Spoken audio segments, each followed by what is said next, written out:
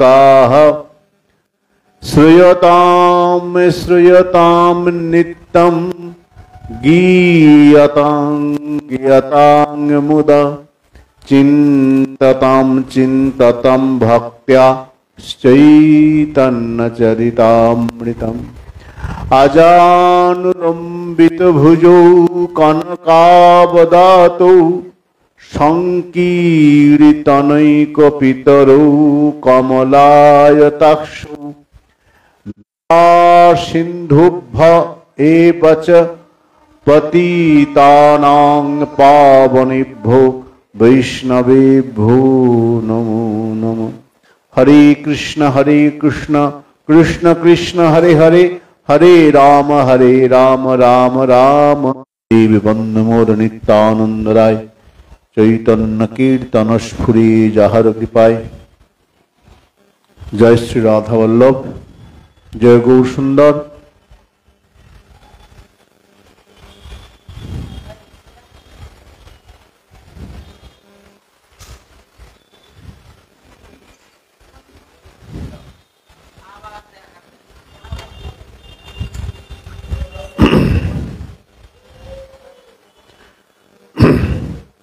এই কয়েকদিন আমি 6 দিন ধরে বক্তার আসনে বসেছিলাম। আজকে শিবাসঙ্গনের নিত্যানন্দ বংশ প্রভুপাদ 108 শ্রী বীরচন্দ্র প্রভু আমাদের সকলের বৈষ্ণব জগতের শিরোমণি এবং হরিকথায় মুখর প্রভুপাদ আমার মুরারিকাকু সম্পর্কে তার কিছু দিব্যানুভূতি তিনি যেমন দেখেছেন মুরারিকাকুকে সেই সম্বন্ধে শাস্ত্র দিয়ে বুঝালেন। শুধু মুখের কথা নয়, শাস্ত্রে সাধুর যে লক্ষণগুলি রয়েছে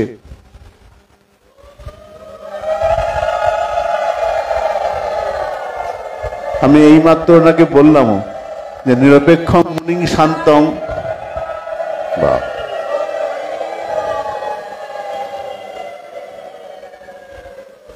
নিরপেক্ষং মুনিং শান্তং নির্বৈরং সমদর্শনম, যে শ্লোকের ব্যাখ্যা উনি করছিলেন অপূর্ব সুন্দর সাবলীল ভাষা, বেশি ভাবতে হচ্ছে না, একদম সাবলীল বলে যাচ্ছেন।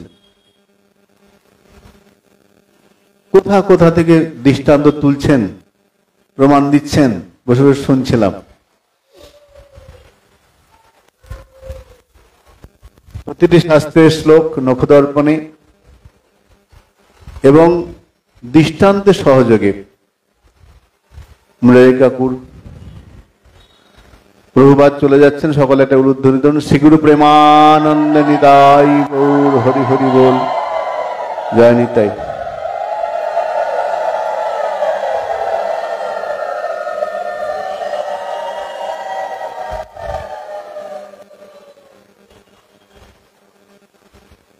তো শুনছিলাম বসে বসে,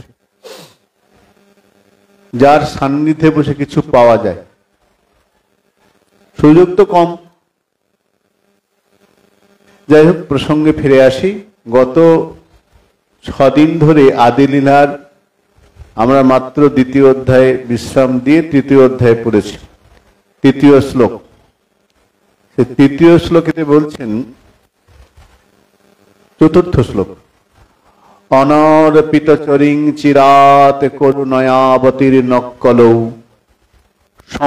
সমর্পয়িতুম উন্নত উজ্জ্বল রসাংশ ভক্তি শ্রিয়ম হরিপুরট সুন্দর দ্যুতি কদম্ব সন্দীপিতঃ সদা হৃদয় কন্দরে স্ফুরতু বহ শচীনন্দনম।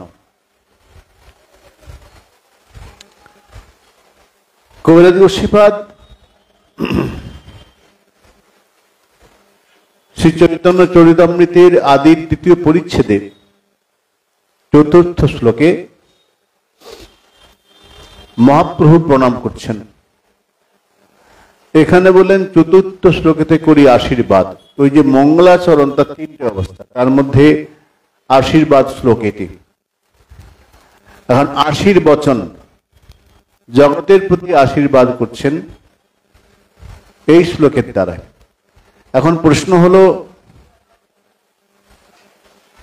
কবিরাজ গোস্বামী চরণ এই যে আশীর্বচনটা নিলেন, নিজে আশীর্বাদ করছেন না, সেখানে তিনি রূপ গোস্বামীর বিদগ্ধ মাধব গ্রন্থ থেকে এই শ্লোকটি নিয়েছেন। এটি বিদগ্ধ মাধবের শ্লোক। কবিরাজ গোস্বামীপাদ জগৎকে আশীর্বচন দিচ্ছেন, নিজে বলতে পারতেন, কিন্তু বললেন না। রূপ গোস্বামী পাদের শ্লোকটিকে নিয়ে আশীর্বচন দিচ্ছেন। কেন না? বৈষ্ণব জগতের দীনতা এটি। কবিরাজ গোস্বামীপাদ এক জায়গায় বলছেন, দীনতা করতে গিয়ে, মোর নাম যেই লয় তার পুণ্য ক্ষয়। এত দীনতা কৃষ্ণদাস কবিরাজ গোস্বামী চরণের। বলছেন, আমার নাম যে নেবে তার পাপ হবে, তার পুণ্য ক্ষয় হয়ে যাবে। এগুলো বিনয়। তাই তিনি রূপ গোস্বামী পাদের গ্রন্থ থেকে, বিদগ্ধ মাধব থেকে এখানে দৃষ্টান্ত আশীর্বচন তুলছেন। অনর্পিত চরিং চিরাত করুণয়াবতীর্ণ কলৌ সমর্পয়িতুম উন্নত উজ্জ্বল রসাংশ ভক্তি শ্রিয়ম হরি পুরট সুন্দর দ্যুতি কদম্ব পিতঃ সদা হৃদয় কন্দরি স্ফুরতু বহ শচীনন্দন। সেই শ্রী শচীনন্দন গৌর হরি, তিনি আমাদের সকলের হৃদয়ে স্ফুরিত হন, স্ফুরতু স্ফুরিত হন। বাহ শচীনন্দন, শচীনন্দন গৌর হরি। আমরা কীর্তন করি, করি না? জয় শচীনন্দন জয় গৌর হরি, বিষ্ণুপ্রিয়ার প্রাণনাথ নদিয়া বিহারী। এই কীর্তন শুনলে সকলে নাচতে আরম্ভ করে। এই নামের এমনই মহিমা, ভক্তকে নামিয়ে দেয়, নাচিয়ে দেয়, নাচে ভক্ত। জয় শচীনন্দন জয় গৌর হরি। দেখুন, সব জায়গায় বেশিরভাগ ক্ষেত্রে পিতার নামে পুত্রের পরিচয় হয়, এখানে শচীমান নাম দিয়ে পরিচয় মহাপ্রভু। জয় শচীনন্দন। যদিও জগন্নাথ সুতায়চ একটা প্রণাম মন্ত্র আছে, জগন্নাথ সুতায়চ বলে বলা আছে, কিন্তু শচীনন্দন নামের মধ্যে যে মহিমা, যে আনন্দ, সকলে নাচে দুহাত তুলে। জয় শচীনন্দন জয় গৌর হরি। গৌর সুন্দর কিরকম না, যিনি শচী মায়ের দুলালিয়া, শচীনন্দন গৌর হরি যিনি। প্রভুপাদ প্রাণপদ গোস্বামী শচীনন্দন শব্দের ব্যাখ্যা করতে গিয়ে বলছেন, এখানে বললেন, তাহলে আমাদের হৃদয়ে কে স্ফুরিত হবেন? হরি পুরোটা সুন্দর। হরি আমাদের হৃদয়ে স্ফুরিত হন। আচ্ছা, সেই হরির নাম কি? যে হরি আমাদের হৃদয়ে স্ফুরিত হয়ে হৃদয়কে উদ্ভাসিত করে তুলবেন, রাধাপ্রেম বিগলিত করবেন, সেই হরির নাম কি? বলে শচীনন্দন। স্ফুরতু বহ শচীনন্দন। এখন শচীনন্দন নামটি কেন? প্রভুপাদ এটা খুব সুন্দর ব্যাখ্যা দিচ্ছেন। দেখো, শচী মা, তো মায়ের কথা বললে কি হয়? আমাদের মনটা গলে যায়। মা শব্দটা এখন সুন্দর। কবি বলছেন, মা বলিতে প্রাণ করে আন চান, চোখে আসে জল ভরে। মা বললেই করুণার কথা মনে হয়। কিরকম? উনি বলছেন, মনে করো একটা বাচ্চা ছেলে, বাচ্চা 2-3 বছর 2.5 বছরের বাচ্চা কোথাও খেলছে, খেলতে খেলতে বাচ্চাটা কাদার মধ্যে পড়ে গেছে। যেই কাদায় পড়েছে, ভ্যাঁ কান্না। বাচ্চাটা কাঁদতে কাঁদতে বাবার কাছে গেছে, গোটা গায়ে কাদা, নাক দিয়ে কপছে, চোখে জল। বাবা আমি পড়ে গেছি, আমাকে কোলে নাও। মায়ের কাছে, হ্যাঁ বাবা মায়ের কাছে পড়ে যাবে। বাবা কোলে নিল না, কেন? কাদায় পড়ে গেছে, নিয়ে মায়ের কাছে দিল। মা তখন কি করবেন? মা তখন বাচ্চাটাকে নিয়ে গিয়ে ভালো করে স্নান টান করিয়ে কলের জলে ভালো করে ধুইয়ে স্নান করে গাটা মুছিয়ে সুন্দর একটা পোশাক পরিয়ে গায়ে পাউডার দিয়ে চুলটা আঁচড়ে দিয়ে বলবে যা বাবার কাছে। এইবার ছেলে যে এলো, বাবা কোলে নিয়ে চল বেড়াতে যাই। বাবা ছেলেকে নিয়ে কোলে বেড়াতে চলে গেল। যখন ছেলেটা কাদায় পড়েছিল, নাকে ভর ভর করে বেরোচ্ছিল জল, নাকের জল চোখের জল, তখন বাবা নেয়নি, যা যা যা মায়ের কাছে যা, তখন নেয়নি। তাই জন্য শচীনন্দন শব্দ দিচ্ছেন। বলে কেন? বলে সচুমার যেমন মায়ের মধ্যে করুণা, স্নেহ, মমত্ব অনেক বেশি। বাবা সন্তানকে ভালোবাসে, কিন্তু মায়ের মধ্যে মমত্ব, স্নেহ, করুণা, আদর এগুলো অনেক বেশি। তাই মা যেমন সন্তানকে আদর করে, পরিষ্কার করে সুন্দর করে গুছিয়ে দেয়, ঠিক তেমনি আমরা কি রকম, আমরা তো কলির জীব। কলি ঘোর তিমিরে গরসালো জগজন, ধর্ম কর্ম গেল দূর। কলির মানুষ ধর্মকর্ম তো করেই না, একদম পাপে পরিপূর্ণ। কলি হত জীব পাপেতে মলিন, পাপেতে পূর্ণ, কালিমা লিপ্ত। ধর্মকর্মের আমরা ধার ধারি না, মনে হয় না ধর্মকর্ম করতে। যদি বা করি, প্রভু বলছিলেন না আমাদের করি, মেয়ের বিয়ে, ছেলের চাকরি, এইসব নিয়েই করি, ধর্ম করি, পূজা অর্চনা করি, এইগুলো মেন। তো কালিমা লিপ্ত। তো কলির মানুষ একে তো কলি হতো জীব, দ্বিতীয়ত পাপেতে মলিন। যুগটা কলি যুগ, কলি হতো, কলির দ্বারা হতো। পাপেতে পরিপূর্ণ, গোটা গায়ে কালিমা লিপ্ত, পাপে পূর্ণ। এখন কি হবে? মহাজন বলছেন, প্রয়োগটা কি বলেন? শচীনন্দন। ভক্তরা বলছেন, হে প্রভু, তুমি তো শচী মায়ের সন্তান, তো মা যেমন সন্তানকে আদর করে তার ময়লাগুলো দূরীভূত করে দিয়ে পরিষ্কার করে দেয়, আমরা জানি অনেক পাপ তো আমরা করবই, কলির মানুষ, পাবে তবে মানুষ, কিন্তু হে শচীনন্দন, তুমি শচী মায়ের সন্তান, তো শচী মার মধ্যে যেমন করুণা আদর আছে আমরা জানি, তুমি সেই রকম। তাই হে শচীনন্দন, আমরা তো পাপেতে মলিন, তুমি কৃপা করে আমাদের কাছে দেখে নিয়ে মলিনতা দূর করে দাও, তোমার ভজনের যোগ্য করে নাও। তাই শচীনন্দন, শচীনন্দন সুরতু বা শচীনন্দন, শচীনন্দন গৌর হরি। অর্থাৎ ইঙ্গিতে বলা হলো, মায়ের মতো স্নেহ মমত্ব হে গৌর সুন্দর তোমার মধ্যে আছে। স্ফুরতু বা শচীনন্দন। কোথায় স্ফুরিত হবেন? হৃদয় কন্দরে। হৃদয়, হৃদয় মানে যেখান থেকে অভিলাষ জন্মায়, অভিলাষ জন্মাচ্ছে, অভিলাষ জন্মায় যেখান থেকে। অভিলাষ কি হয়? বৈষ্ণবেরও অভিলাষ কি?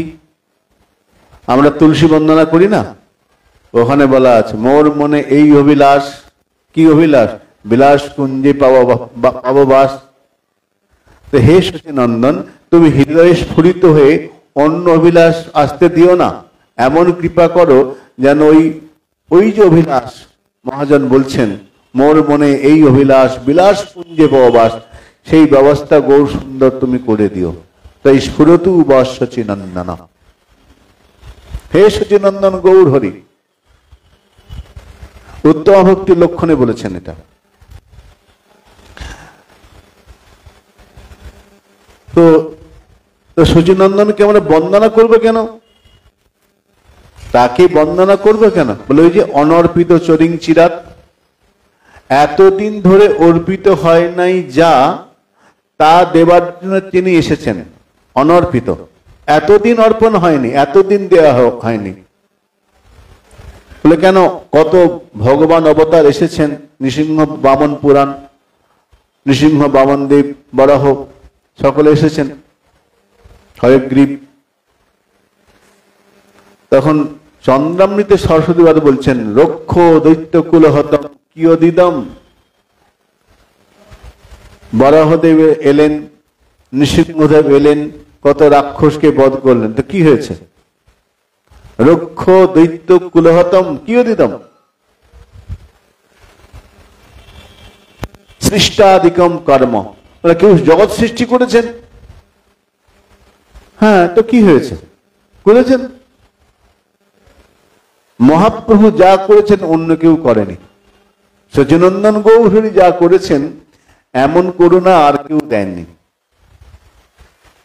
অসাধনে চিন্তামণি বিধি মিলা অল আনি, গোরা বড় দয়ার ঠাকুর। ভাই রে গোরা গুণ কহনে না যায়। গৌর গুণের কথা বলে শেষ করা যাবে না, তার করুণার কথা বলে শেষ করা যাবে না। ভাই রে গোরা গুণ কহনে না যায়, কত শত আনন কত চতুর আনন, বরণিয়া ওর নাহি পায়। চতুরান্ন মানে ব্রহ্মা, কত ব্রহ্মা কত কিছু বললো, কিন্তু বলে শেষ করতে পারবে না গৌর কথা। চৈতন্য ভাগবতে বলছেন যে গৌর মহাপ্রভুর করুণার কথা বলে শেষ করা যায় না। চৈতন্য ভাগবতে প্রথমে বলছেন, আরে রাম কৃষ্ণে বাদ লাগিয়াছে। রামকৃষ্ণ মানে রাম মানে এখানে কে? রাম মানে বলদেব, বলরাম। বলরামের একটা নাম রাম, আর কৃষ্ণচন্দ্রের নাম কৃষ্ণচন্দ্র। আরে রামকৃষ্ণে বাদ লাগিয়াছে মানে ঝগড়া লেগেছে। কেন? কৃষ্ণ বলল, হ্যাঁ কৃষ্ণ বলল ঝগড়া। কিরকম ঝগড়া লেগেছে? বলে এখানে জাগতিক ঝগড়া নয়।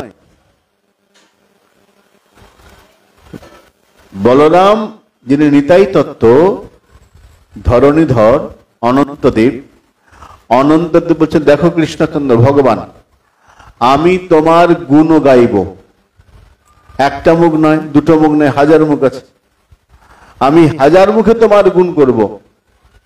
তুমি যত লীলা করবে বর্ণন করব। যশের সিন্ধু ধাইয়া যায়। যশ মানে লীলা। ভগবান লীলা করে চলেছেন আর অনন্তদেব বলে চলেছেন। কেউ লীলা শেষও হচ্ছে না, বর্ণন করে বর্ণন শেষ করতে পারছেন না। তাই হরিকথার বিশ্রাম হয়, হরিকথার শেষ বলাটা হবে না, কেন বিশ্রাম হয়, হরিকথার বিশ্রাম। কেন? হরিকথা অনন্ত চলছে, হরি অনন্ত, হরিকথা অনন্ত। ভগবানের একটা নাম অনন্ত, তার কথাও অনন্ত, বলে শেষ করা যাবে না। তাই অনন্তদেব অনন্ত বদনে গৌর গুণগান করেই চলেছেন, আর গৌর লীলা বেড়েই চলেছে, কমছে না। বাদ মানে এখানে ঝগড়া কেন? অনন্তদেব বলছেন, আমি অনন্ত মুখে তোমার গান করব, নাম করব, লীলা বলে শেষ করব। লীলা শেষ হচ্ছে না, যশের সাগর বেড়েই চলেছে। তো হরি পুরোটা সুন্দর দ্যুতি, কদম্ব সন্দীপিত সদা হৃদয় কন্দরী স্ফুরতু বৎসচিনন্দন। সেই শচীনন্দন গৌর হরি আমাদের হৃদয় স্ফুরিত হউন। কেন? বলে অনর্পিত, এতদিন অর্পিত হয় নাই যা। অর্পণ শব্দ দিয়েছেন, দান বলেননি, বলেছেন অর্পণ। আর এক জায়গায় বললেন সমর্পণ। অর্পণ সমর্পণ। অনর্পিত চরিং চিরাত, অর্পণ করা হয়নি? হ্যাঁ করেছেন। কোথায়? বৃন্দাবনে ব্রজে কৃষ্ণাদ অন্নাদ কোবা লতাস্বপি প্রেমদ ভবতী। লতা পাতায় প্রেম দিয়েছেন, কিন্তু সেটা একটা সীমিত জায়গার মধ্যে, বৃন্দাবনে। তার বাইরে ভগবান কৃষ্ণচন্দ্রের প্রেম বিতরণ করেননি। এইভাবে ব্রজগোপীদের কাছে যে প্রেম বিতরণ করেছেন এমন আর কোথাও করেননি। দ্বারকায় নয়, মথুরাতেও নয়।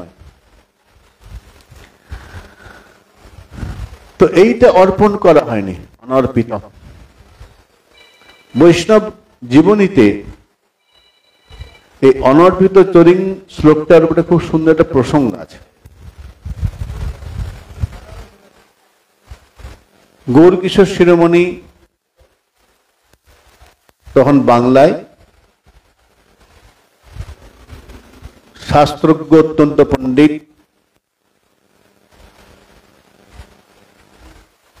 শাস্ত্র পড়ছেন, শাস্ত্রের অত্যন্ত জ্ঞান। একটি পাঠের আসরে গিয়েছেন, হরিকথার আসর। সেখানে এখন পাঠক পাঠ করতে বসে প্রথমেই এই অনর্পিত চরিংচিরাত শ্লোকটা বলেছেন। যেই মাত্র বলে ওঠা, বন্দনা স্তুতি শেষ হয়েছে, গৌরকিশোর শিরোমণি রেগে গিয়ে বললেন, এটা কি হচ্ছে, কি হচ্ছে? পাঠক বলছেন, কেন বাবা? না, আপনি তো ভাগবত পাঠ করতে বসেছেন। হ্যাঁ, শ্রীমদ্ ভাগবত পাঠ করতে বসেছেন। তো ভাগবত পাঠ করতে বসে আপনি অনর্পিত চরিংচিরাত শ্লোক আওড়াচ্ছেন, চরিতামৃত শ্লোক। ভাগবতে কোথায় চরিতামৃত আছে? ভাগবত পাঠ করতে ভাগবতের শ্লোক বলুন, চরিতামৃত শ্লোক কোথায় আছে? দুজনের জোর তর্ক। ইনি পণ্ডিত, তিনি ছাড়বেন না। পাঠক বলে, দেখুন, আমি আপনাকে বলছি শ্রীমদ্ ভাগবতের প্রত্যেক শ্লোকের মাঝে মাঝে চরিতামৃত আছে। কি বলছেন? আমি ভাগবত অনেকবার পড়েছি, কোথাও চরিতামৃতের শ্লোক নেই। পাঠকের সঙ্গে শ্রোতার একটা বেশ তর্ক লেগে গেছে। লোকে চুপ, দুজনেই বড় পণ্ডিত। ইনি ব্যাসাসনে বসে আছেন, উনি শ্রোতার আসন থেকে প্রশ্ন করছেন, কোথায় আছে? জোর তর্ক। পাঠক বলেন, শুনুন, আমি আপনাকে বলছি শ্রীমদ্ ভাগবতের মধ্যে গৌর কথা প্রবিষ্ট রয়েছে। শ্রীমদ্ ভাগবতে অনর্পিত চরিংচিরাত শ্লোক 2 শ্লোকের মাঝখানে আছে, গৌর কথা আছে। ইনি মানতে রয়েছেন, আমাকে দেখান, বুঝিয়ে দিন কোথায় আছে। বললো, এইভাবে হবে না, দুম করে বললে হবে না। তাহলে আগে গিয়ে কোথাও কোনো সিদ্ধ মহাত্মা, যে কোনো গুরু নন, সিদ্ধ মহাত্মার কাছে দীক্ষা নিন, দীক্ষা ঠিক মতো নিন। তারপরে আমি একটা নিয়ম বলে দেব, সেই নিয়মে 7 দিন জীবনযাপন করুন, তারপর আমার কাছে আসবেন। যিনি প্রত্যক্ষ করেছেন, গৌরীর সঙ্গে ভাবের আদান প্রদান হয়। দীক্ষা নিয়ে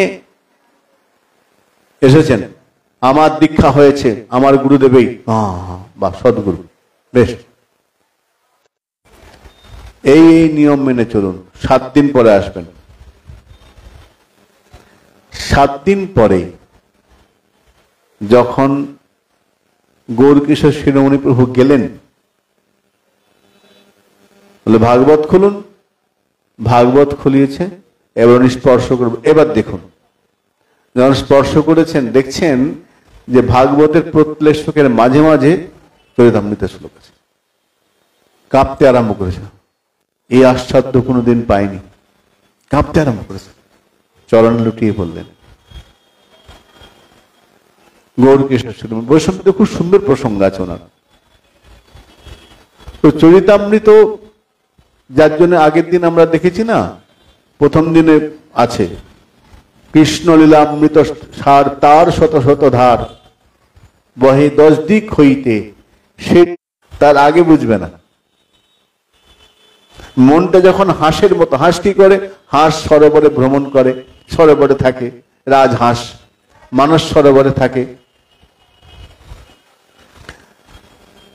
তো অনর্পিত চরিংচিরাত, এই শ্লোকটি কোথা থেকে নিয়েছেন কবিরাজ গোস্বামীপাদ?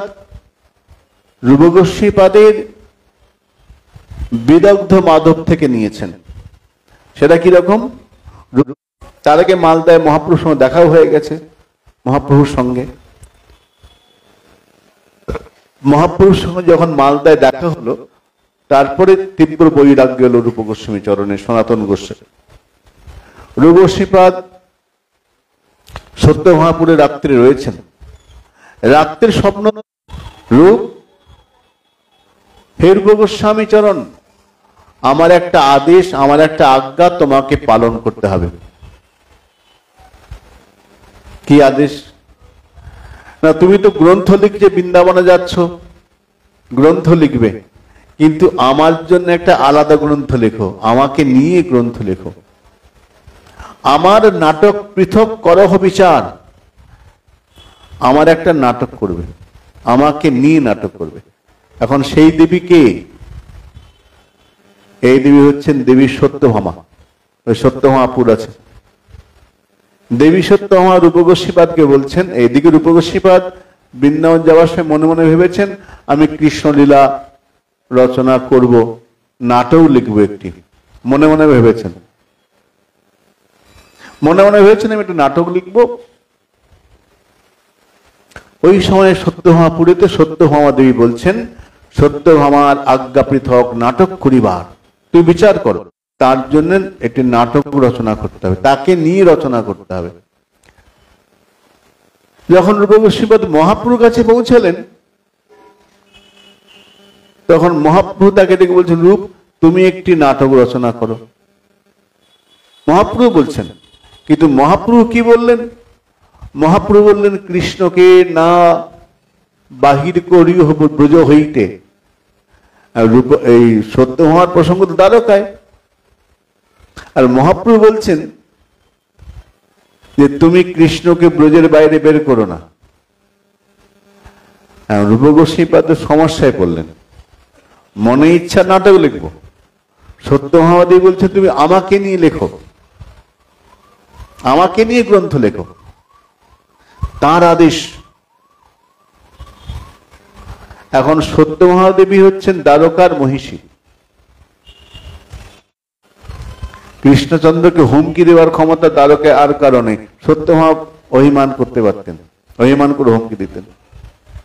ভাগবতে একটা খুব সুন্দর প্রসঙ্গ আছে। কৃষ্ণচন্দ্র বসে আছেন, রুক্মিণী নদীর পাশে বসে বাতাস করছেন। হঠাৎ কৃষ্ণচন্দ্র বললেন, দেখো রুক্মিণী, তুমি আমাকে বিবাহটা না করলেই পারতে। কেন? আমি তো রাজা নই, রাজা তো উগ্রসেন, আর তোমাকে শিশুপাল বিয়ে করতে এসেছিল, রাজপুত্র বলে কথা। তুমি এটা ঠিক করোনি। যেই মাত্র বলা, রুক্মিণী দেবীর হাত থেকে পাখাটা খসে পড়ে গেল। রুক্মিণী দেবী কাঁপতে কাঁপতে মাটিতে পড়ে গেছেন। দুঃখের নায়িকা, অনুগ্রহে বঞ্চিত, হাত থেকে পাখাই পড়ে গেল।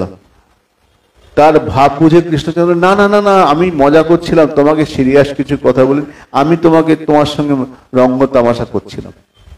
তখন রুক্মিণী প্রসন্ন শান্ত হলেন, ভয় পেয়ে গিয়েছিলেন। কিন্তু সত্যভামা এমন, তিনি কৃষ্ণকে দোষারোপ করেছেন। পিতার ওই মুনি, সত্যজিৎ মুনি নিয়ে একটা অশান্তি হয়েছিল। তো সত্যভামা দেবী, তার মধ্যে রাধারানীর মতো বামমতা ভাব রয়েছে। রূপগোস্বীপাদ তখন দুটো ভেবেছিলেন, একটা নাটক রচনা করব, দুটো নাটক রচনা করলেন। ললিত মাধব, বিদগ্ধ মাধব, দুটি নাটক। দুটোর নান্দনিমুখ শ্লোক মহাপ্রভুকে শোনালেন। মহাপ্রভু শুনে অত্যন্ত খুশি হয়েছেন। রামানন্দ রায় রূপগোস্বীপাদকে বলছেন, রায় কহে নান্দি শ্লোক পড়ো, দেখি শুনি। রামানন্দ রায় বলছেন, রূপ তুমি এই যে গ্রন্থ লিখেছ না, গ্রন্থের নান্দিমুখ একটু বর্ণনা করে আমরা শুনবো সকলে। সমস্ত ভক্তবৃন্দ বসেছেন। রূপগোস্বীপাদ প্রথম সংকোচ করছেন, তারপরে পড়লেন। কেন নান্দিমুখ কেন পড়ছেন? বললেন, শিরূপ শ্লোক পড়ে প্রভুর আজ্ঞা মানি। মহাপ্রভুর আজ্ঞা মনে করে রূপগোস্বীপাদ শ্লোকটা পড়ছেন। এখন এখানে শব্দটা এই শ্রী চৈতন্য চরিতামৃত কবিরাজ গোস্বীপাদ যে শব্দ চয়ন করছেন না, দেখবেন খুব মেপে হিসাব করে। জানি বললেন না, বললেন মানি, প্রভু আজ্ঞা মানি। এই জানা আর মানার মধ্যে পার্থক্য আছে। আমরা জানি কিন্তু মানি না। যেমন জানি বিনা টিকিটে ট্রেনে উঠতে নেই, সুযোগ পেলে উঠে পড়ি। জানি করতে নেই কিন্তু নিয়মটাকে মানি না। জানি রাস্তার বাম দিক দিয়ে হাঁটতে হয়, মাঝে মাঝে মাঝখানে চলে আসে। জানি প্রসাদ সবার পেছনে পরে পেতে হয়, কিন্তু আগে গিয়ে লাইনে বসে পড়ি। বলে জানি কিন্তু সবসময় মানি না। তো ইনি বলছেন মানি। কি মানলেন না, মহাপ্রভু যখন রামানন্দ রায় বলছেন কথাটি, তার মানে আমাকে মেনে নিতে হবে, এটা মহাপ্রভুর ইচ্ছা আছে। তাই প্রভু আজ্ঞা মনে করে তিনি শ্লোক পড়ছেন। নান্দি মুখ শুনে সকলে খুব বিগলিত, আহা হা কি সুন্দর শ্লোক। রামানন্দ ফট করে বলছেন, রূপ তুমি তো নান্দিমুখ বললে, আমরা সকলে খুব সুন্দর দেখলাম। তুণ্ডে তাণ্ডবিনী রতিং বিতনুতে তুণ্ডা বলে লাভধয়, ভারী সুন্দর শ্লোক, নামের এমন সুন্দর মহিমা গিয়েছেন। যার প্রয়ার করছেন যদুনন্দন দাস। মুখে লইতে কৃষ্ণ নাম, নাচে তুণ্ড অবিরাম, হৃদয়ে আরতি বাড়ায় অতিশয়, নাম সোমা ধরি পাইয়া, ধরিবারে নারে হিয়া, অনেক তুণ্ডের বাঞ্ছা হয়। কি কহব নামেরও মাধুরী, কেমন অমিয়া দিয়া, কে যেন গড়িল ইহা, কৃষ্ণ দু অক্ষর করি। এই যে কৃষ্ণ দুটো অক্ষর এত মধু মেশানো আছে, কৃষ্ণ দুটো অক্ষর, কৃষ্ণ, কে যেন গড়িল ইহা, কে যে গড়েছে কৃষ্ণ অক্ষর দুটি, এত মধুর, এত মাধুর্য মণ্ডিত, এ বলে বোঝাতে পারবো না। যখনই আমি জিহ্বায় কৃষ্ণ বলি, জিহ্বা নাচতে আরম্ভ করে। মুখে লইতে কৃষ্ণ নাম, নাচে তুণ্ড অবিরাম, বিরাম পায় না, সারাক্ষণ নাম করতে থাকে। নাম করছে না, জিহ্বা নাচছে, আনন্দে নাচছে। কেন? জিহ্বা বলছে সারাদিন কত বাজে কথা বলি, নিন্দা সব বলতে থাকি, বাজে কথা, অশ্লীল কথা। এখন নাম পেয়েছি, জিহ্বার নামকে পেয়ে আনন্দে নাচছে, নাচে তুণ্ড অবিরাম। আর শুধু নাচছে না, হৃদয়ে আরতি বার হয় অতিশয়, আরো আরো আরো বেশি করে নাম করব। তখন কি হয়? অনেক তুণ্ডের বাঞ্ছা হয়। একটা জিহ্বায় নাম করে তৃপ্তি হচ্ছে না, আরো আরো জিহ্বার প্রয়োজন হয়। আমাদের ভাগবত প্রভু, ভাগবত ভারী সুন্দর একটা কথা বলে, বলছে গুরুদেব ভজন করছেন, এখন ভজন করে গুরুদেবের তৃপ্তি হচ্ছে না, অতৃপ্ত গুরুদেব। তখন কি করছেন? গুরুদেব কিছু শিষ্য জোগাড় করলেন, তোমরাও নাম করো। যেমন ঘর একটা আছে, একটা ঘরে পোষাচ্ছে না, তখন দু চারটা ঘর ভাড়া নিলাম, কেন? আমার কাজে লাগবে। তো গুরুদেব একা ভজন করে তৃপ্ত হচ্ছে না, অনেক জিহ্বার প্রয়োজন, অনেক চোখের প্রয়োজন, হাতের প্রয়োজন, সেবা করতে হবে। তো তাই গুরুদেব শিষ্যদের বলেন, তোরাও কর, আমিও করি। হ্যাঁ, যেমন লোকে ঘর ভাড়া নেয় বেশি করে, সেরকম শিষ্যদের দেহগুলো ভাড়া করে তোরাও ভজন, আয় চলে ভজন কর। নাচে তুণ্ড অবিরাম, হৃদয়ে আরতি বাড়ায় অতিশয়।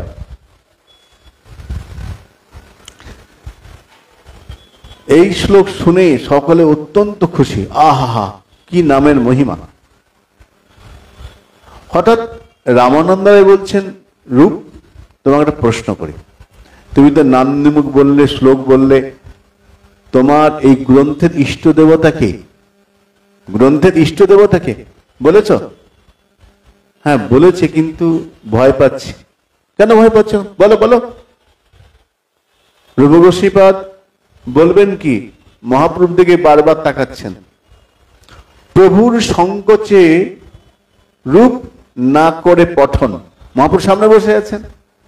রামানন্দ বলছে, তুমি এত গ্রন্থ লিখলে, বিদগ্ধ মাধব এত সুন্দর গ্রন্থ, ললিত মাধব, তো বিদগ্ধ মাধবের ইষ্ট দেবতাকে তুমি বলো। রবিকেশনাথ বলছেন, অনর্পিত চরিং চিরাতে করুণয়া অবতীর্ণ কলৌ, সমরে পৈরিতুম উন্নত উজ্জ্বল রসাং, স্বভক্তি শ্রিয়াম হরি পুরট সুন্দর, দুতি কদম্ব পিতঃ সদা হৃদয়ে কন্দরে স্ফুরতু বর্ষচি নন্দন। অর্পিত হয় নাই যা, সেই বস্তু দেবার জন্য এসেছেন। করুণায় অবতীর্ণ কলৌ, কলুযুগে অবতীর্ণ হয়েছেন। সমর্পিতুম, সমর্পণ করবার জন্য। কি? উন্নত উজ্জ্বল রসাং, রস তো অনেক আছে, কিন্তু উন্নত উজ্জ্বল যে রস, সেটা কি? স্বভক্তি শ্রিয়াম, সে ভক্তি সম্পত্তি রস দেবার জন্য এসেছেন। তার গায়ের রংটা গলানা সোনার মতো, হরিপুরটা সুন্দর, স্বর্ণবর্ণের পুরুষ, হৃদয়কে আলোকিত করে আছেন সেই শচীনন্দন, তিনি আমার ইষ্ট দেবতা। স্ফুরতু ব শচীনন্দনা, যেই মুহূর্তে বললেন প্রভু কহে ইহ অতি স্তুতি করিল, বেশি বলা হয়ে গেল, ইহ অতি স্তুতি করিল, মানে প্রভু বলছেন না খারাপ হয়েছে, বললেন অতি স্তুতি, স্তুতি অতি। মহাপ্রভু বলছেন এটা স্তুতি হলো বটে, অতি স্তুতি হয়েছে। কেন বললেন? মহাপ্রভু তো দৈন্যের খনি, দৈন্য শিক্ষা দেবার জন্য জগতে এসেছেন, তাই প্রভু বলছেন এটা আমার, মহাপ্রভু সামনে বসে আছেন, আমার সামনে বলছে অতি স্তুতি হইল। সমস্ত ভক্তগণ এই শ্লোকটাকে কণ্ঠস্থ করে নিল। এই অপূর্ব শ্লোক, অনর্পিত চরিং চিরাত। মহাপ্রভু কেন জগতে এসেছেন পরিষ্কার এক কথায় লিখে দিয়েছেন, একটি শ্লোকে, রূপ গোস্বামী চরণ। ভগবান গীতায় বলেছেন আমি ধর্ম স্থাপন করতে এসেছি, পরিত্রাণায় সাধুনাম বিনাশায় দুষ্কৃতম ধর্ম সংস্থাপনার্থায় সম্ভবামি যুগে যুগে। আমি জগতে সাধুকে পরিত্রাণ করতে এসেছি, সাধুরে করিতে ত্রাণ পাপ নাশিবারে, ধর্মের করিতে স্থিতি আমি আসি বারে বারে। এটা কৃষ্ণচন্দ্র বলেছেন। আর রূপ গোস্বামীপাদ মহাপ্রভুর কথা বলতে গিয়ে বললেন সমর্পণ করতে এসেছেন গৌর সুন্দর। এতদিন যেটা দেওয়া হয়নি, এখন কতদিন দেওয়া হয়নি চরিতামৃতে ভারী সুন্দর বলছেন। কতদিন দেওয়া হয়নি বললেন, হিসাব করতে গেলে মাথায় মনে থাকবে না, তবু তিনি বলছেন ব্রহ্মার একদিনে তিহ একবার অবতীর্ণ হইয়া করেন প্রকট বিহার, সত্য ত্রেতা। ব্রহ্মার একদিনে ভগবান একবার আছেন, আমাদের 24-24 এই 12-12 24 ঘন্টা একদিন, 12 ঘন্টা দিন 12 ঘন্টা রাত্রি। ব্রহ্মারও দিন রাত্রি রয়েছে, ব্রহ্মার একদিনে ভগবান একবার আসেন, রাত্রেও আসেন দিনেও আসেন। আমাকে একজন ব্রাহ্মণ একদিন বলছিলেন, যারা পুজো টুজো করে ব্রাহ্মণ, আচ্ছা বলুন তো এই যে আমরা যে কোনো শুভ কাজ হলেই প্রদীপ ধরাই, ধরে না? দিনের বেলায় প্রদীপ ধরাই, যে কোনো শুভ কাজে প্রদীপ ধরাই কেন?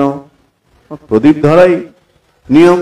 বলে না, এখন ব্রহ্মার রাত্রিকাল চলছে, সেই জন্য যে কোনো শুভ কাজে প্রদীপ ধরাতে হবে। তো ব্রহ্মার একদিনে তিহ একবার অবতীর্ণ হইয়া করেন প্রকট বিহার। এখন ব্রহ্মার একদিনের হিসেবটা শুনুন, চরিতামৃত বলছেন সত্য ত্রেতা দাপর কলি চারি যুগ জানি, মানে সত্য দাপর নিয়ে একটা দিব্য যুগ হয়, সেই চারি যুগ দিব্য এক যুগ মানি। সত্য ত্রেতা দাপর কলি নিয়ে একটা দিব্য যুগ হলো। 71 চতুর্যুগে এক মন্বন্তর, মাথায় মনে থাকবে না তবু পয়ারগুলো পড়ে যাচ্ছে। এইরকম সত্য ত্রেতা দাপর কলি এই 4টে যুগ নিয়ে একটা দিব্য যুগ। এইরকম 71টা মন্বন্তর হলে 14 মন্বন্তর ব্রহ্মার দিবসন্তর, মানে একটা মনুর আন্ডারে এই 71টা দিব্য যুগ আছে। এইরকম 14টা মনু ব্রহ্মার একদিনের মধ্যে পড়ে। এই বৈবস্বত নাম এই সপ্তম এখন চলছে বৈবস্বত, বৈবস্বত নাম এই সপ্তম মন্বন্তর, 27 চতুর্যুগ তাহার অন্তর। অষ্টাবিংশ চতুর্যুগের দাপরের শেষে ব্রজের সহিত হয় কৃষ্ণের প্রকাশে। এবার যেবার কৃষ্ণ আসেন তার পরের বারই ভগবান গৌর সুন্দর আসেন। মাথায় আছে? হিসাব করে দেখে নিও, কম্পিউটারে ধরবে না বা ছাড়িয়ে চলে যাবে। যখন দিব্য যুগের হিসাব হবে, কেন কলিযুগের বয়স কত? 4,32,000, দাপরেতে দ্বিগুণ 8,64,000, তেতায় 3 গুণ, সত্যে 4 গুণ। এইবার এই যে হিসেবটা হলো, এটা হচ্ছে একটা দিব্যযুগ। এরকম 71টা দিব্যযুগ হলে একটা মনু হবে, ওই রকম 28টা মনু ব্রহ্মার একদিনের মধ্যে। মাথায় থাকবে? থাকবে না। ওই জন্য বলে দিলেন অনর্পিত চরিং চিরাত, বহুকাল নাহি করি প্রেম ভক্তি দান। বহুকাল, অনেক দিন দেওয়া হয়নি। অনেক দিন মানে দাপরের শেষে ভগবান এসেছিলেন, তার মধ্যে অনেক দূর, অনেকটা সময় চলে গেছে। এই যুগের হিসেবটা কিরকম জানেন? আমরা শ্রীমদ্ ভাগবতে একটা প্রসঙ্গ দেখি যে আমরা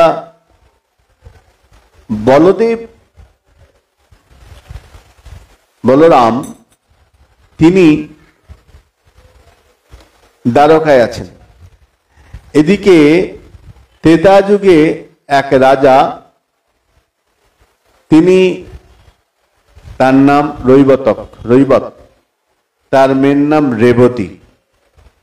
রেবতী অত্যন্ত পরমা সুন্দরী গুণবতী কন্যা, পরমা সুন্দরী এবং বিদ্যা গুণে পরিপূর্ণা। রেবতীর পিতা, তিনি ভাবছেন আমার এমন সুন্দরী কন্যা, এমন শিক্ষিতা কন্যা, আমি কাকে বিয়ে দেব? ভালো ভালো পাত্র কয়েকটা আছে তিনি মনে মনে ভেবেছেন, কিন্তু পাত্রগুলি অনেকগুলো হয়ে গেছে, কাকে দেব ঠিক করতে পারছেন না। রাজা চিন্তায় পড়েছেন, আমার এমন সুন্দর মেয়েটা, উপযুক্ত পাত্র দিতে হবে তো, কোথায় পাত্র পাই? ঠিক করতে পারছেন না। রাজার কি মনে হলো, বলে এটা একজনই পারে, ব্রহ্মা। রাজা চলে গেলেন ব্রহ্মলোকে কন্যাকে নিয়ে, রেবতীকে নিয়ে। রৈবত চলে গিয়েছেন রেবতীকে নিয়ে।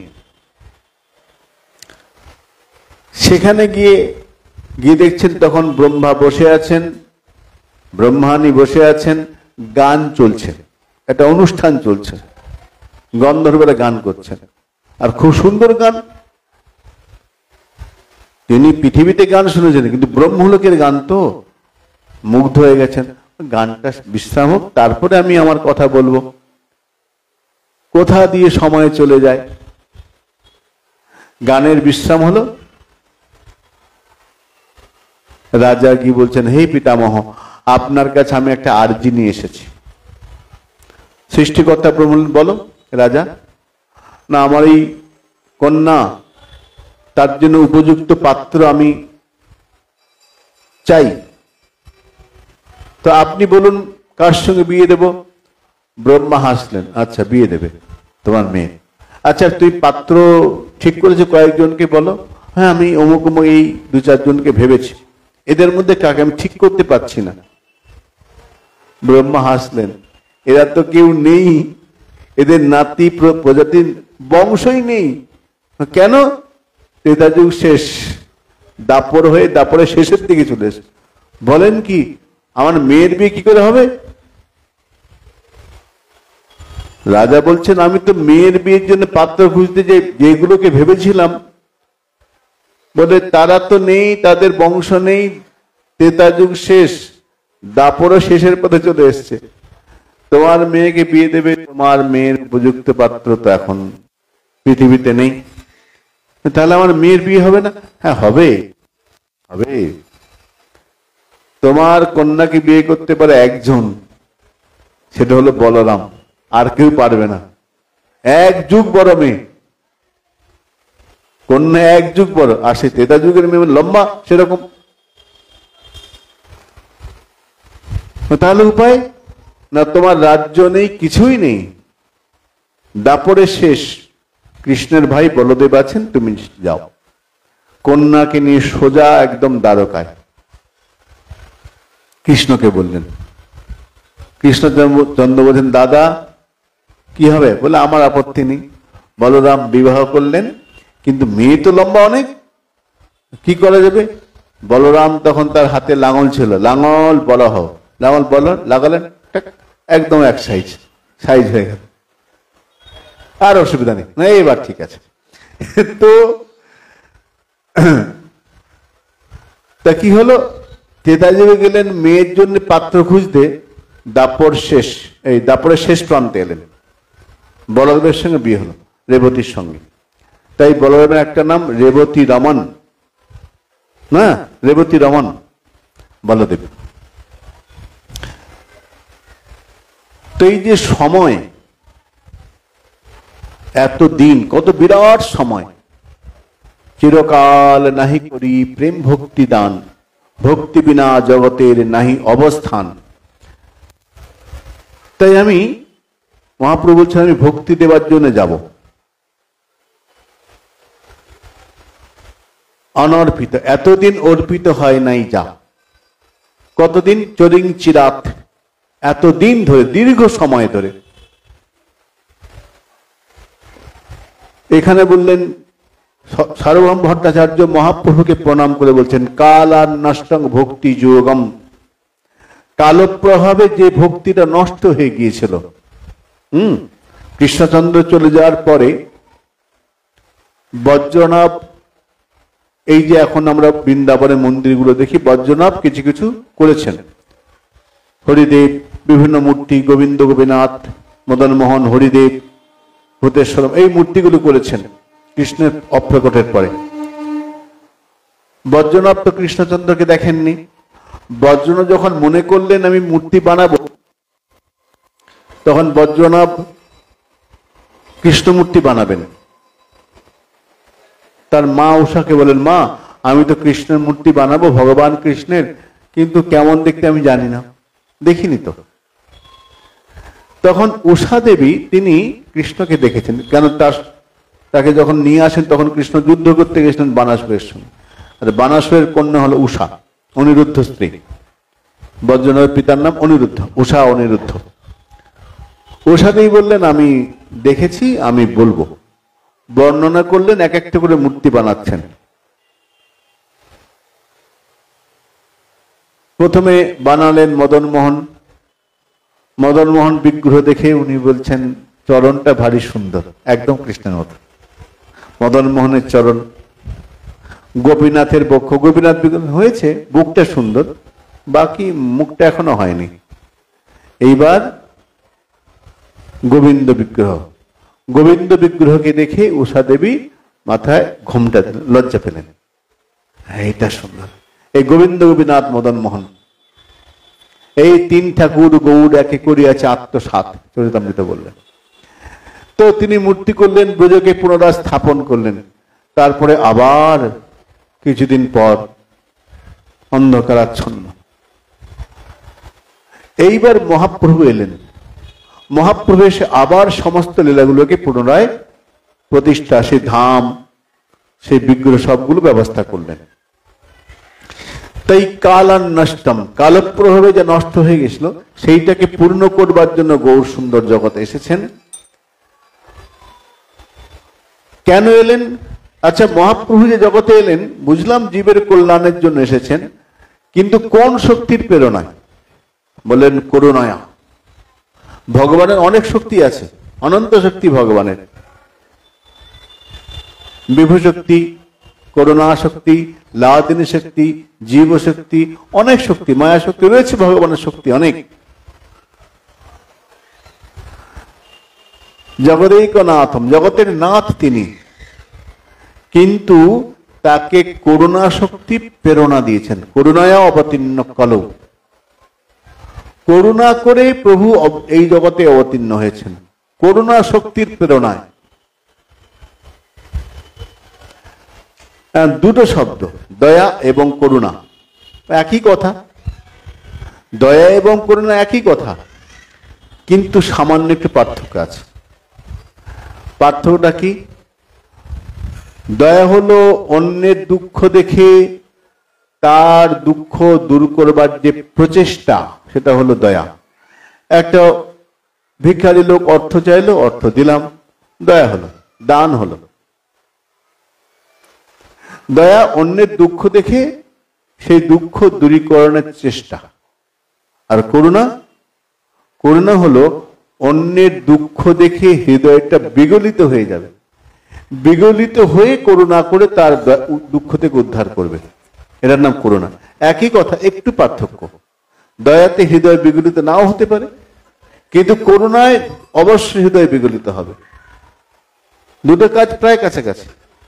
দুঃখ দূর করা, দয়াও দুঃখ দূর করে, করুণায় দুঃখ দূর করে, কিন্তু করুণায় দুঃখীর সঙ্গে হৃদয়ের সংস্পর্শ হয়ে যায়। আহা, বেচারা কত দুঃখ পাচ্ছে, আহা, ওই করুণায় বিগলিত হয়ে তখন সে দুঃখটা দূর করার চেষ্টা করে। আমেরিকান প্রেসিডেন্ট সম্ভবত প্রথম যিনি ছিলেন, উইলিয়ামস কি নাম ছিল, তো তিনি রাস্তা দিয়ে যাচ্ছেন গাড়ি করে, একটা মিটিং আছে রাস্তায়, প্রেসিডেন্ট যাচ্ছে, আমেরিকার প্রেসিডেন্ট রাস্তা দিয়ে, সব রাস্তা ফাঁকা, সময় হয়ে গেছে। আর উনি খুব সময়টা খুব গুরুত্ব দিতেন, উনি সময়কে খুব গুরুত্ব দিতেন। সবাই যেন প্রেসিডেন্ট যখন বলেছে ঠিক সেই 9টা তো 9টাই, 9টা 1 হবে না, সময় গুরুত্ব দিতেন খুব। যাচ্ছেন, হঠাৎ দেখছেন রাস্তার মাঝখানে কিছু লোক জড়ো হয়েছে, একটা গর্ত। তো উনি তখন তার ড্রাইভারকে, দেখো তো রাস্তার মাঝখানে লোকগুলো কি করছে। ড্রাইভার দেখে এসে বলল, ওই আমাদের চলার রাস্তার মাঝখানে একটা গর্ত আছে, ম্যান হোল না কি বলে, ওর মধ্যে একটা কুকুর পড়ে গেছে। তোরা দড়ি দিয়ে বা চেষ্টা করছে কুকুরটাকে তোলার, কিন্তু কেউ ভয়ে নামছে না, কুকুরটা পড়ে গেছে। চেষ্টা করছে দড়ি দিয়ে ফাঁস দিয়ে তুলে দেয় যদি, কিন্তু কুকুরটা ফাঁসে আসছে না। তাহলে কেউ যদি নামে তাহলে কুকুরটা তুলতে পারবে, কিন্তু কেউ নামতে পারছে না। তো আমেরিকান প্রেসিডেন্ট তিনি তখন গাড়ি থেকে নামলেন, সোজা সেখানে গেলেন। কি হয়েছে? দেখুন না স্যার, পড়ে গেছে কুকুরটা। উনি সঙ্গে সঙ্গে ঝাঁপ দিয়েছেন গর্তের মধ্যে, ঝাঁপ দিয়ে যেহেতু ওরা তখন আসি দুজন লোক নেমেছে, উনি কুকুরটা কাদা মাখা তুলে নিয়ে এলেন, কুকুরটা পড়ে পড়ে গোটা গায়ে কাদা লেগে গেছে। মিটিং আছে, ড্রাইভার বললেন গাড়ি চালাও, সময় হয়ে গেছে।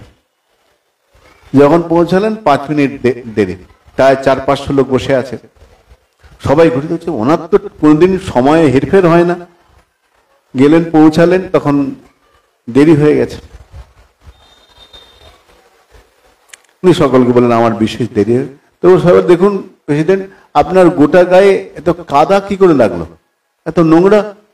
বললেন যে আমি আসছিলাম রাস্তায়, কুকুরটা পড়ে গিয়েছিল, আমি কুকুরটাকে নেবে তুলে এনেছি। তখন সবাই হাত তালি দিল। সত্যি একটা কুকুরের জন্য আপনার কত দয়া, কত কষ্ট, কত করুণা আপনার কুকুরের জন্য। বলে হাত তালি দিও না, হাত তালি দিও না। কেন? এখানে দয়ার কিছু নেই। আরে অচেনা অচেনা কুকুর গর্তে পড়ে গেছে, আপনি তাকে কাদা থেকে তুললেন, এটা কি দয়া নয়? বলে না না না না, শোনো, কুকুরটা গর্তে পড়ে গিয়েছিল, ওইটা দেখে, কুকুরটার দুঃখ দেখে আমার মনে দুঃখ হয়েছিল, আমি আমার দুঃখ দূর করার জন্য কুকুরটাকে তুলেছি, কুকুরের জন্য তুলিনি।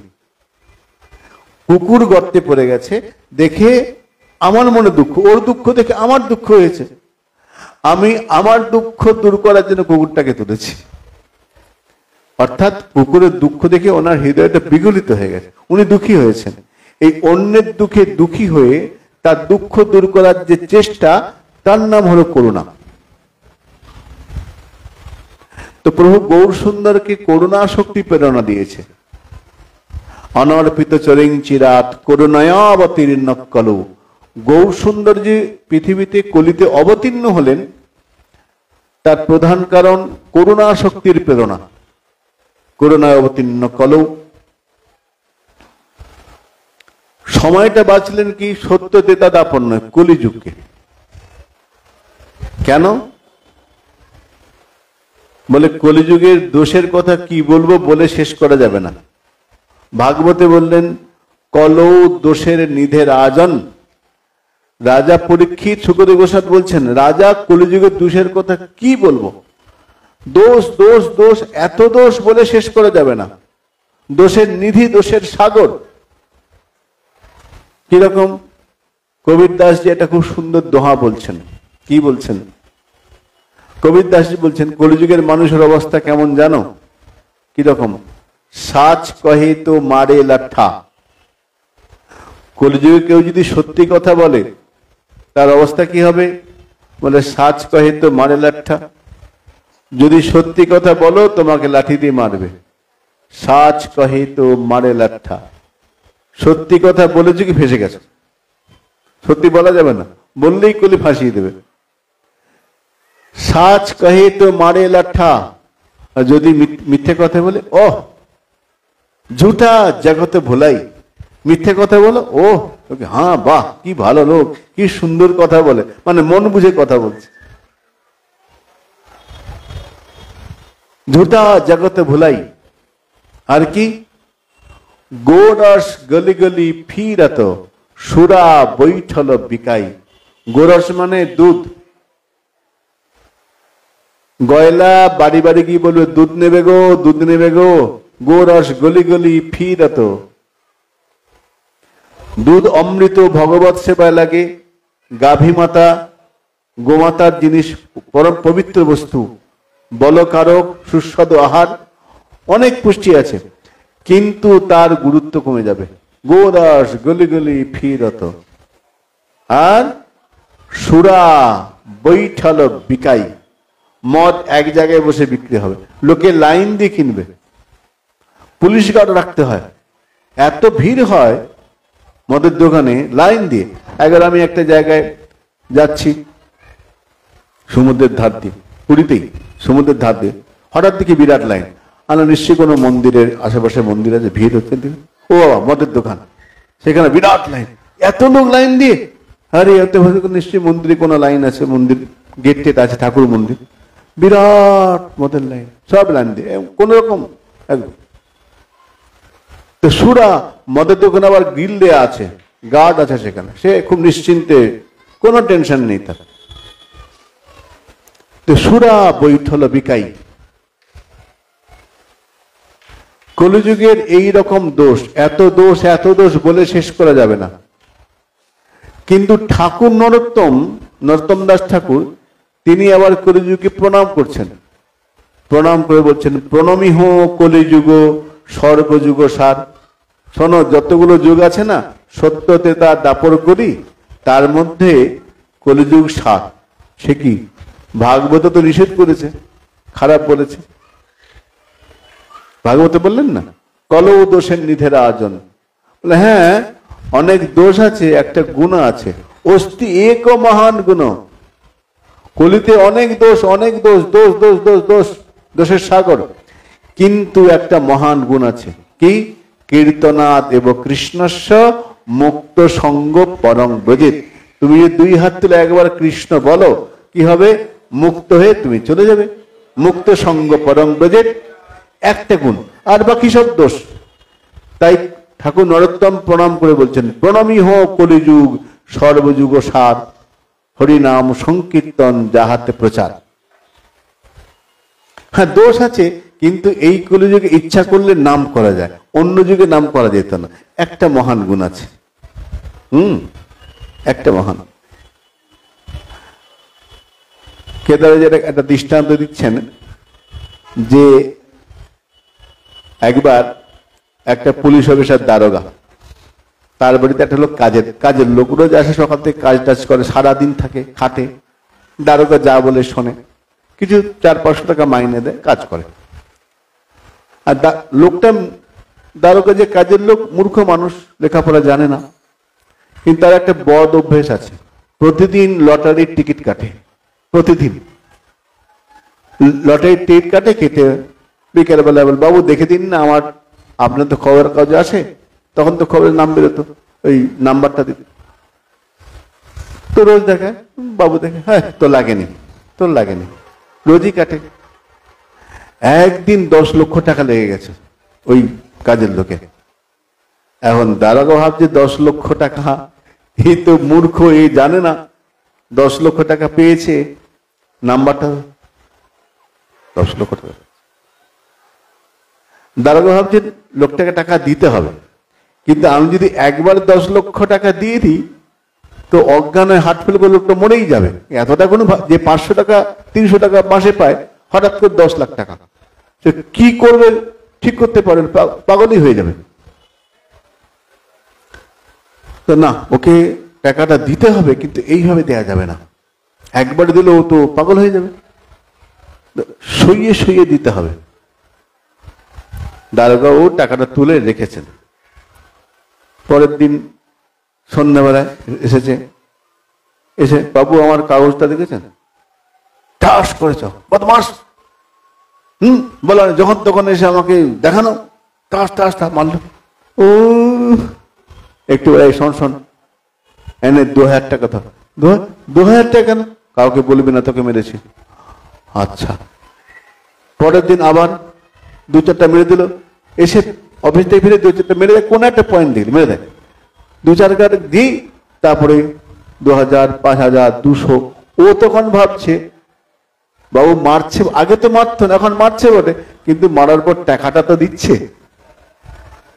মারছে কিন্তু বেশ অনেকগুলো টাকা একসঙ্গে, এত টাকা চোখেই দেখিনি। 2000, 5000, 7000, 8000 টাকা দিয়ে পাচ্ছে। ও বলছে মারু, টাকা তো দিচ্ছে, 500 টাকা মাইনে। ঠিক তেমনি কলিযুগ, মানে কলিযুগ অত্যাচার করছে, এবং ভক্তরা হচ্ছে অত্যাচার করুক, নাম তো করতে পারছি। যেটা আগে বাল্মীকি মুনি দস্যুরাধ্যান, আমরা নাম তো করতে পারছি। তাই প্রণমী হো কলিযুগ সর্বযুগ সার। আর ভাগবতে বললেন যে এই অবস্থা দেখে অন্যান্য যুগের প্রজারা, সত্য যুগের লোক, দাপর যুগের লোক, তারা ভাবছে হায় হায় হায়, আমরা কেন কলিদেব জন্মগ্রহণ করলাম না? অনেক দোষ আছে, একটা মহান গুণ আছে, কীর্তন করলেই মুক্তি, নাম করলেই মুক্তি। এটা তো অন্য যুগে ছিল না। আমরা ধ্যান, যজ্ঞ, তপস্যা কত কিছু করছি, কত সময় চলে যাচ্ছে, ওরা নাম করলেই মুক্তি, ঠোঁট নাড়লেই মুক্তি। তখন অন্য যুগের প্রজারা ভাবছেন কৃতাদিশ প্রজারাজন কলা বিচ্ছন্তি সম্ভবম। হায় হায়, যদি কলিযুগের মানুষ হতে পারতাম কত না ভালো হতো। সত্য যুগে দাপরের প্রজারা ভাবছে কলা বিচ্ছন্তি সম্ভবম, তার ইচ্ছা করছে হে প্রভু এবার যদি জন্ম হয় যেন কলিযুগ হয়। কেন? ওই নাম করার সুবিধা। কেদার একটা দৃষ্টান্ত দিচ্ছেন, বলে কিরকম জানো, একবার এক জমিদার তার 4 ছেলেকে ডেকেছে, গল্পটা হয়তো শুনেছ, আবার বলি। তো 4 ছেলেকে ডেকেছে, 4 ছেলেকে ডেকে বলছে শোন, সবাইকে আমি 2 বছর থাকবো না, 2 বছর পরে ফিরবো, সবাইকে সমান ভাগে 10,000 টাকা দেব, দিয়ে যাব। 10,000 টাকা দিয়েছে। 4 ছেলেকে 10,000 টাকা দেয়, 40,000 টাকা দিয়ে বাবা চলে গেছে জমিদার। 2 বছর পরে জমিদার এসেছে, সবাইকে সবাই আয়, বড় মেজ সেজ 3 জনে এসেছে। প্রথমে সেজ বললেন কেমন আছিস বাবা? তুমি যা দিয়েছিলে ওটা দিয়ে আমার মোটামুটি সংসার চলে যাচ্ছে। মেজ, না বাবা, তোমার টাকা দিয়ে আমি ব্যবসা বেশ বড় করেছি, আমি এখন ভালো, আমি 2-4 জন ধার দিচ্ছি এখন। বড়, আমি তোমার টাকা দিয়ে একবারে বড় ব্যবসা করেছি, আমার মতো ধনী এখন এই এলাকা কেউ নেই। তোরা সকলে সুখী? হ্যাঁ বাবা।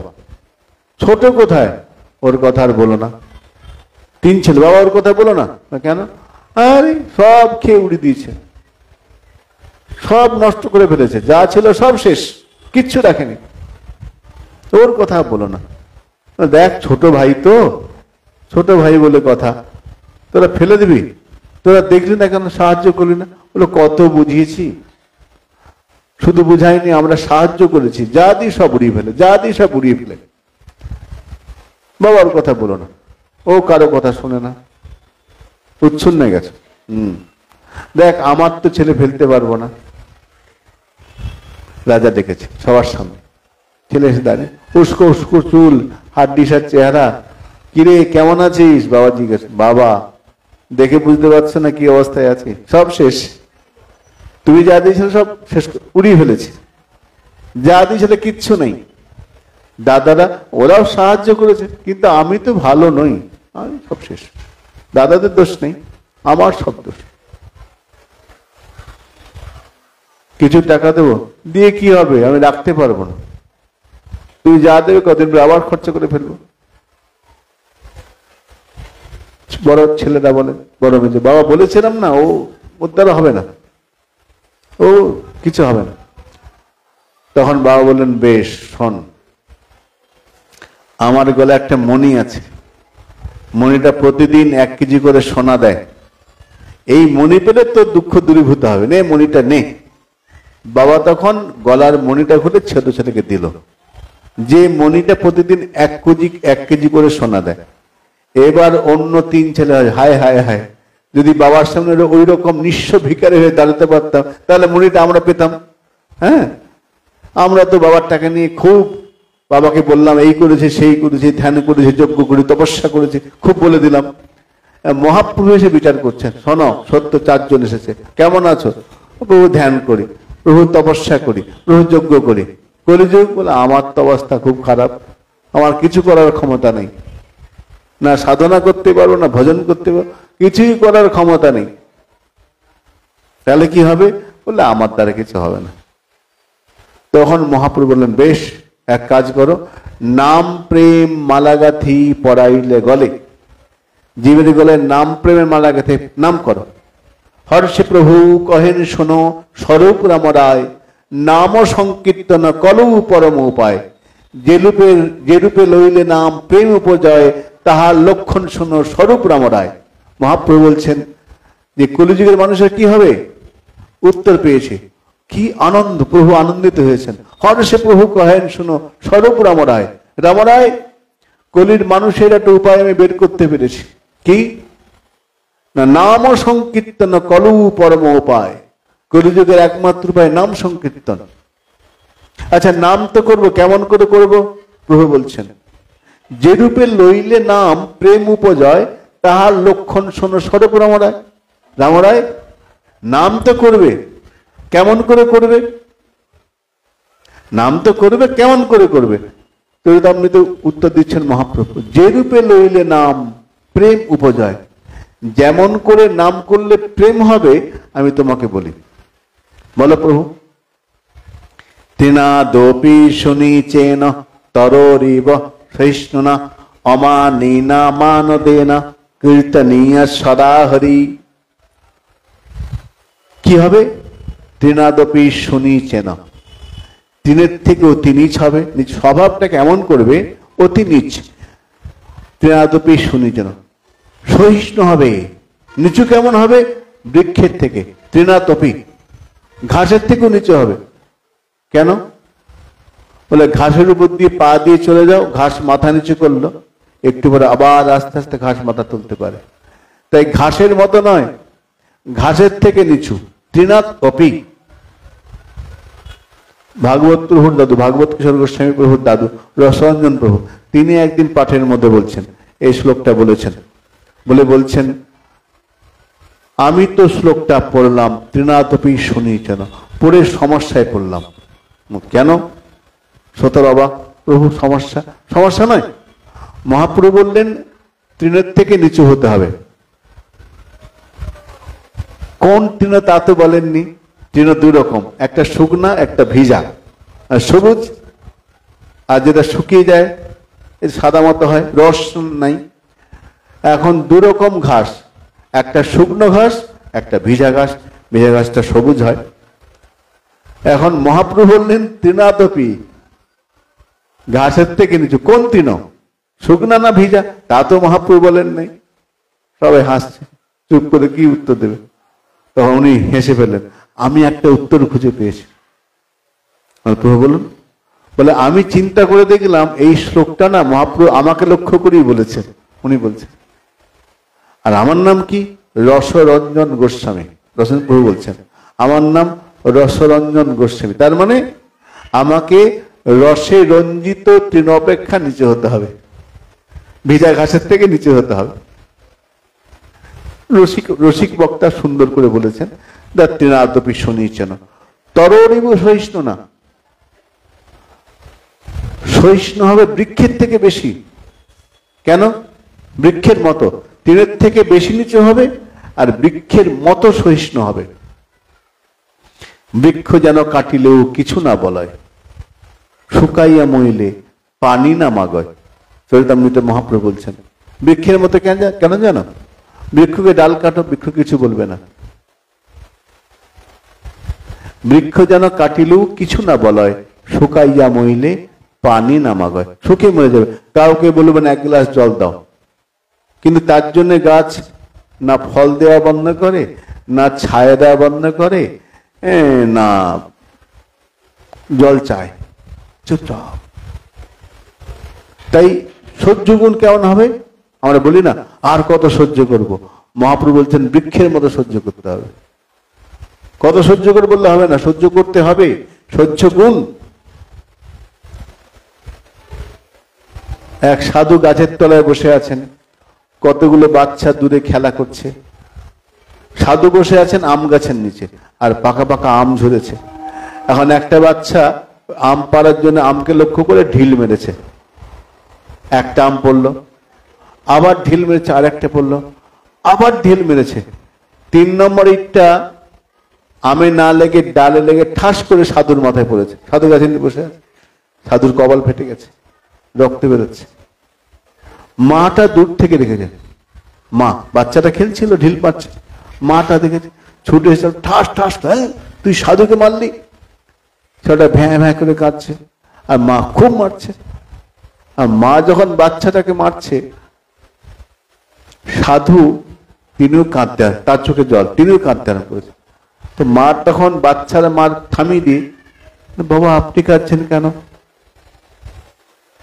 আমি তো বাচ্চাটা অন্যায় করেছে, আপনাকে মেরে মাথা ফেটে আমি ওকে মারছি, আপনি কাঁদছেন কেন? তখন সাধু বলছেন আমি কত নিষ্ঠুর, দেখো কত নিষ্ঠুর আমি। সাধু বলছে কেন আপনি নিষ্ঠুর কেন?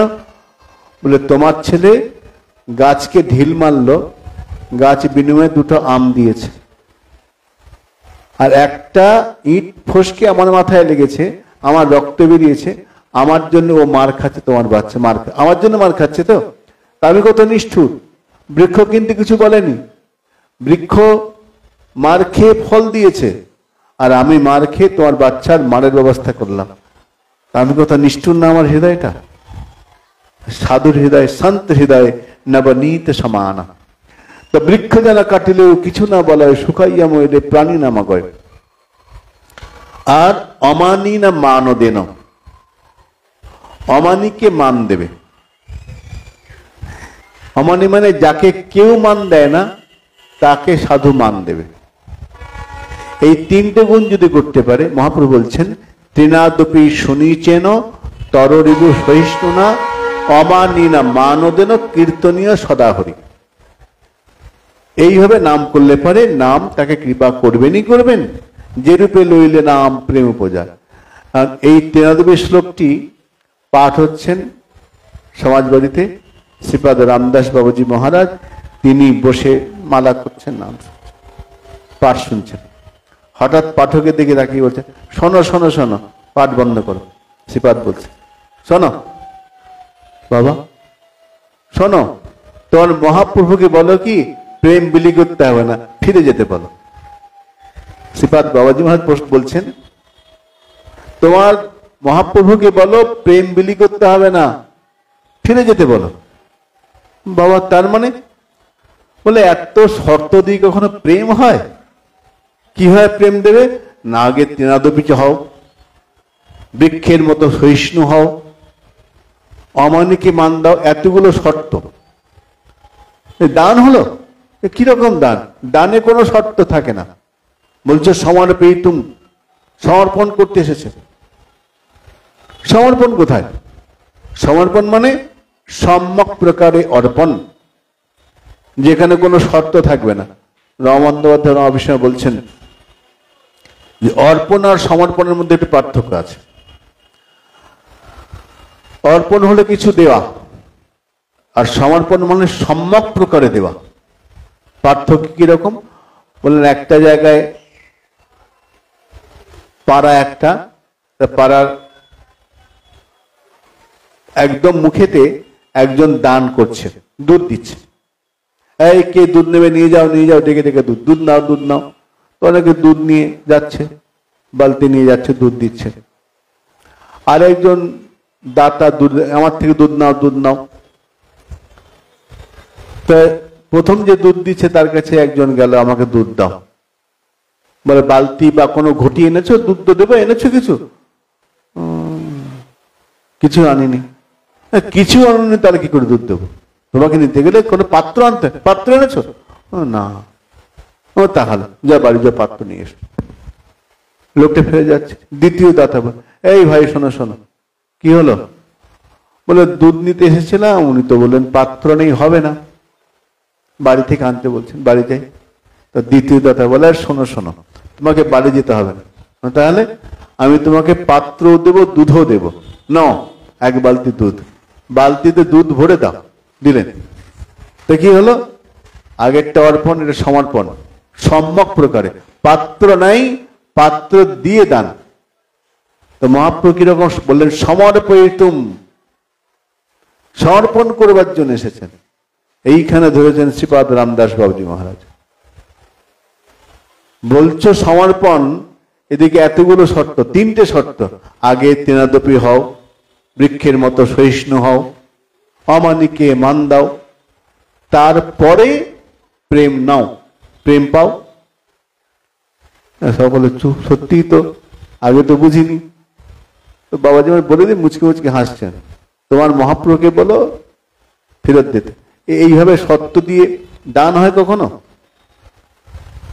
প্রভু বাবা, উত্তরটা কেউ হাসছেন, উত্তর বুঝতে পারলে না? না। আরে ওইখানে উত্তর আছে তো। কোথায়? লাস্টে একটা কথা আছে, কীর্তনীয় সদাহরি, আছে না? তৃণাদপি শুনিচেন তররিবু সহিষ্ণুনা অমানিনা মানদেনা কীর্তনীয় সদাহরি। তুমি তৃণাদপি হতে পারছো না, ছেড়ে দাও। অমানিকে মান দিতে পারছো না, ভুলে যাও। বৃক্ষের সহিষ্ণু আছে, ছেড়ে দাও।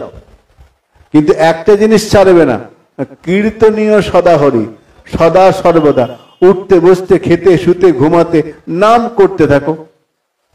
খাইতে শুইতে যথা তথা নাম লয়, দেশ কাল নিয়ম নেই সর্বসিদ্ধি হয়। ওই নামকে ধরে থাকো, তাহলে কি হবে? যদি নামাশ্রয় হয়ে যায়, তাহলে ওই যে গুণগুলো যেগুলো আমার নাই, আমি তৃণাদপি নই, ওটা চলে আসবে। আমি অমানিকে মান দিই না, চলে আসবে। আমি সহিষ্ণু নই, চলে আসবে। ওই নামাশ্রয় যদি ঠিক মতো হয়ে যায়, নাম করতে করতে করতে করতে ওই যতগুলো গুণ চলে আসবে। কেন আসবে? চরিতামৃতে উত্তর দিচ্ছেন। কৃষ্ণের যতটুকু গুণ ভক্তে সঞ্চরে, ভগবানের যা যা গুণ আছে ভক্তের মধ্যে প্রবিষ্ট হয়ে যায়। কে আনে? নময়তি নাম, নাম ওই গুণগুলোকে নিয়ে ভক্তের মধ্যে প্রবিষ্ট করিয়ে দেয়। নামের কৃপায় হবে, তাই নামাশ্রয় বেশি করে করতে হবে। তো করুণয়া অবতীর্ণ কলৌ সমর্পয়িতুম, সমর্পণ করবার জন্য। কটা বলছে? আরে পনেরো 10টা ছেড়ে দিই, পনেরো 10টা বাজে। হ্যাঁ, অধিবাস আছে এরপরে। হ্যাঁ, আচ্ছা। তো কি দিতে এসছেন? উন্নত উজ্জ্বল রসাং, উন্নত উজ্জ্বল যে রস, স্বভক্তি শ্রেয়ম, উন্নত উজ্জ্বল রস এবং স্বভক্তি, স্বভক্তি থেকে রসের সন্ধান পাবে। সেই রসটা উন্নত এবং উজ্জ্বল, অন্যের ধরা ছোঁয়ার বাইরে উন্নত। আর উজ্জ্বল মানে উজ্জ্বল। কিরকম উজ্জ্বল? ছোট্ট একটা প্রসঙ্গ দিয়ে আমরা বিশ্রাম রাখবো। উন্নত উজ্জ্বল রসাং, যে রস দিতে গৌর সুন্দর জগতে এসেছেন। উজ্জ্বল যে রস, যেখানে সসুখ বাসনা রহিত, সসুখ বাসনা নেই যেখানে, সেই উজ্জ্বল। কেমন? বলে একবার কৃষ্ণচন্দ্র রাত্রিবেলায় চন্দ্রাবলীর কুঞ্জে ছিলেন,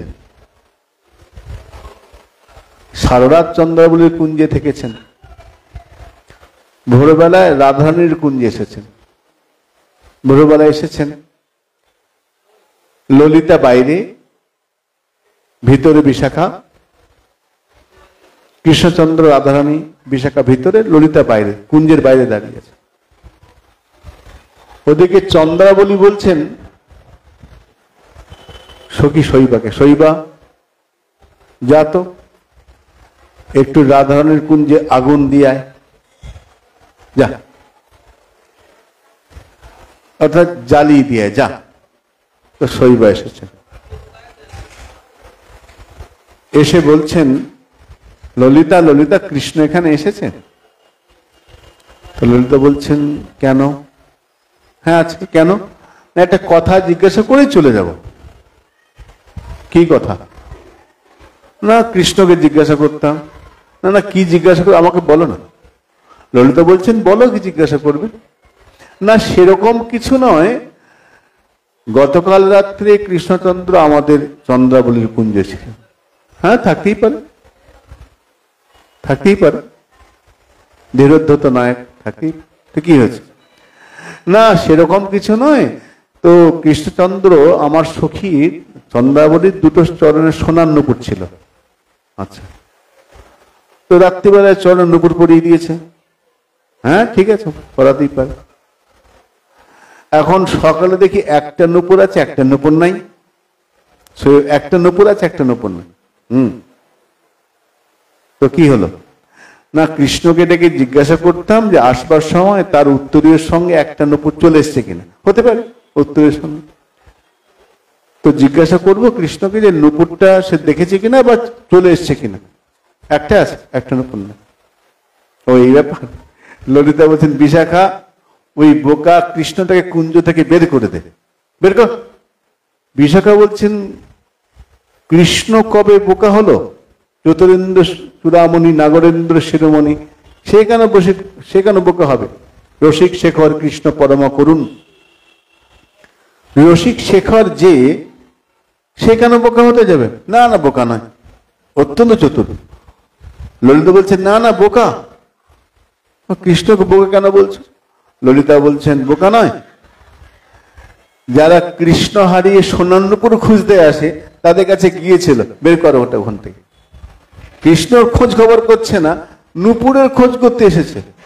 যারা কৃষ্ণর সম্পদ হারিয়ে সোনার নুপুরের খোঁজ করতে আসে এমন ভক্তের কাছে যায় কেন? ওটা বোকা, বের করো। বোকা না, কৃষ্ণের গুরুত্ব নেই, সোনার নুপুরের গুরুত্ব, তাদের কাছে যায়, বের করো। কৃষ্ণকে এরকম তিরস্কার করবার ক্ষমতা সখীদের আছে। তাই চরিতামৃত বললেন কেন উন্নত না, প্রিয়া যদি মান করি করে ভৎসন, বেদস্তুতি হইতে হরে মন মন। ব্রাহ্মণের অনেক বেদ বাক্য অনেক মন্ত্র বলে, আমার মন তত প্রসন্ন হয় না। যখন প্রিয়জন গালিগালাজ দেয় আমার খুব ভাল লাগে। প্রিয়া যদি মান করি করে ভৎসন, বেদস্তুতি হইতে হরে মন মন। এই উন্নত উজ্জ্বল রসাং, উন্নত এবং উজ্জ্বল, সেটা কোথায়? রাধা প্রেম। উজ্জ্বল নীলমণি গ্রন্থে বললেন সখী এবং রাধারের মধ্যে পার্থক্য কোথায়? সখীরাও তো কৃষ্ণ ভাবিকা, কৃষ্ণ দাসী, কৃষ্ণ ভাবনাময়ী। সখীরাও কৃষ্ণকে ভালোবাসেন, শ্রী রাধারানীও ভালোবাসেন। পার্থক্য হলো সখীদের কৃষ্ণ প্রেমটা নদীবৎ, আর রাধারানীর কৃষ্ণ ভালোবাসাটা সমুদ্রবৎ। সমুদ্রবৎ এবং নদীবৎ, তার মানে নদীতে জল আছে, সমুদ্রেও জল আছে, সাম্যতা এক। নদীও জল, সমুদ্রেও জল। কিন্তু কিছু কিছু জিনিস আছে যা সমুদ্রে আছে নদীতে নাই। যেমন নদীতে জল, সমুদ্রে জল। সমুদ্রে হাঙর আছে, নদীতে নাই। সমুদ্রে গর্জন আছে, নদীতে নাই। সমুদ্রের তরঙ্গ রয়েছে, নদীতে নাই। কিন্তু জলসাম্যে এক, ওখানেও জল এখানেও জল, কিন্তু গর্জনও নাই, হাঙর তিমি থাকে না, আর তরঙ্গ নাই। প্রতি মুহূর্তে তরঙ্গ, ভাবের বিভিন্ন তরঙ্গ, সাত্ত্বিক বিকার, মান, সমস্ত রসের যে তরঙ্গ উঠছে, এটা রাধারানীর মধ্যে যে পরিমাণ আছে, সখীদের মধ্যে সেটা নাই। সেই জন্য রাধা সর্বশ্রেষ্ঠ নায়িকা। রাধা প্রেমটা উন্নত উজ্জ্বল, যেটা আর কারোর সঙ্গে তুলনাই হয় না, সকলের বুদ্ধির অগোচর, বুদ্ধি দিয়ে যে প্রেমকে বিচার করা যায় না, সেই রাধা প্রেম সাধ্য শিরোমণি। সেই সাধ্য শিরোমণি রাধা প্রেম গোপিয়া সখিয়া মঞ্জুরি আনুগত্যে কেমন করে ভজন করতে হয়, এটা উন্নত উজ্জ্বল। এই রসের সন্ধান দেবার, সমর্পণ করবার জন্যই কৃষ্ণচন্দ্রের গৌর হয়ে আসা। তাই বললেন, অনর্পিত চরিং চিরাত করুণয়া অবতীর্ণ কলৌ সমর্পয়িতুম উন্নত উজ্জ্বল রসাং সভক্তি শ্রিয়ম হরিপুর সুন্দর দ্যুতি কদম্ব সন্দীপিত সদা হৃদয় কন্দরে স্ফুরতু বহ শচীনন্দন। সেই শচীনন্দন গৌর হরি, তিনি আমাদের হৃদয়ে স্ফুরিত হন, যিনি উন্নত উজ্জ্বল রস সমর্পণ করবার জন্য এসেছিলেন। এই বলে চরিতামৃতের 3য় অধ্যায় এই শ্লোকে, 4র্থ শ্লোকের বিশ্রাম হলেন। আজ আর না, এরপরে আমাদের অধিবাস, তারপর গতকাল সামনে আরো অনুষ্ঠান রয়েছে, এখানে বিশ্রাম। শ্রী গুরু প্রেমানন্দ নিতাই গৌর হরি হরি বল। হরে কৃষ্ণ।